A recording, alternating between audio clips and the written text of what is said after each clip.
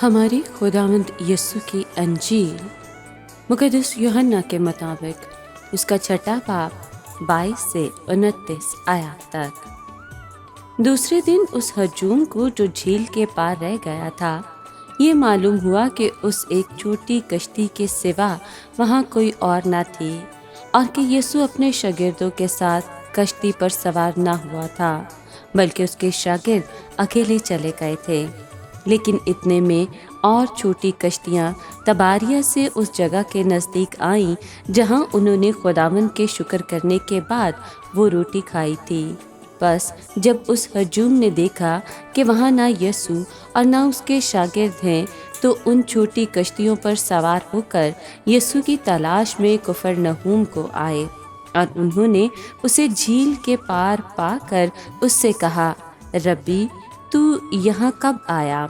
यीशु ने उनके जवाब में कहा कि मैं तुमसे सच सच कहता हूँ कि तुम मुझे इसलिए नहीं ढूंढते कि तुमने करिश्मे देखे, बल्कि इसलिए कि तुम रोटियाँ खाकर सैर हुए। फ़ानी खुराक ही के लिए नहीं, बल्कि उस खुराक के लिए मेहनत करो जो हमेशा की ज़िंदगी तक ठहरती है, जिसे इब्ने इंसान तुम्हें देगा, क्योंकि उसी पर बाप यानी खुद खुदा ने मोहर कर दी है। तब उन्होंने उससे कहा कि हम क्या करें ताकि खुदा के काम अंजाम दें। यीशु ने जवाब में उनसे कहा, खुदा का काम ये है कि तुम उस पर ईमान लाओ जिसे उसने भेजा है। पाक कलाम के पढ़े और सुने जाने पर खुदावंद की बरकत हो, खुदा का शुक्र हो। अजीज दोस्तों, आज के कलाम में हम देखते हैं कि लोग यीशु को बड़ी गहरी नज़र से देखते थे। वो उस वक्त जानते थे कि वो पहाड़ पर दुआ मांगने गया था। वो ये भी जानते थे कि वो शागिर्दों के साथ कश्ती में झील के पार नहीं गया था, मगर अगले दिन वो कहीं भी मिल नहीं रहा था। चुनाचे उन्होंने झील के पार कफरनहूम जाने का फैसला किया, क्योंकि उनका ख्याल था कि शागिर्द वहीं होंगे। वो समझ नहीं सकते थे कि यीशु वहाँ कैसे हो सकता है, मगर उन्होंने वहाँ जाकर उसे ढूंढने का फैसला किया। लोग जब वहाँ पहुँचे तो यीशु को वहाँ पाया। वो अपने तजस्सुस को छुपा ना सके, लिहाजा उससे पूछा, तू यहाँ कब आया? यीशु ने उनके सवाल का बराह रास्त जवाब नहीं दिया।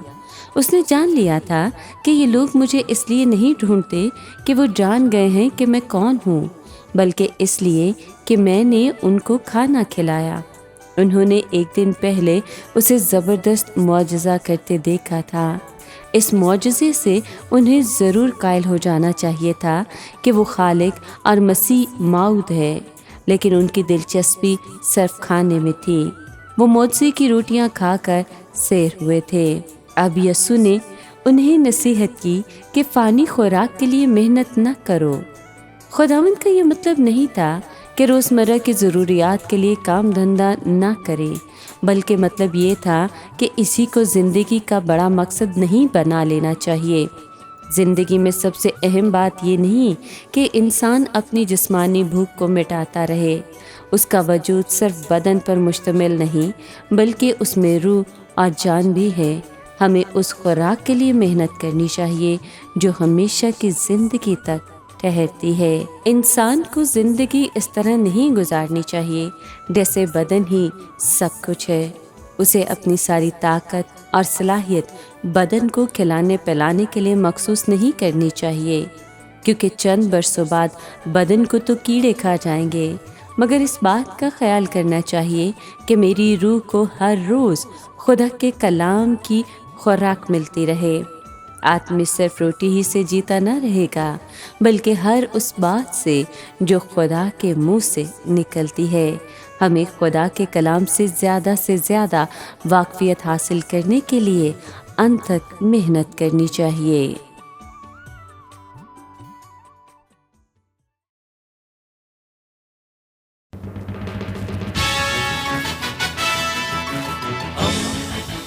दोस्ती का पैगंबर, रेडियो वेरितास एशिया।